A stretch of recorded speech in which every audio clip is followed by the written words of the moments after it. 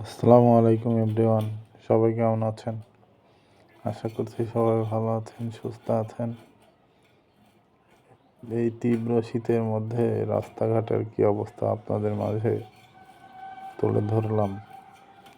ঘন কুয়াশার কারণে সামনে 100 গজ দূরে কি আছে আপনার চোখে দেখা কষ্টকর।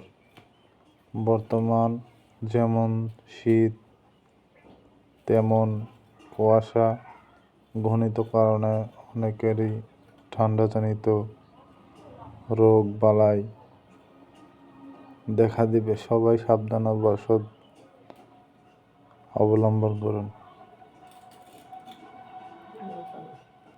বিশেষ করে যারা পার্সোনাল গাড়ি বলতে হোন্ডা, তারা খুব সাবধানতা অবলম্বন করুন, কারণ কুয়াশার কারণে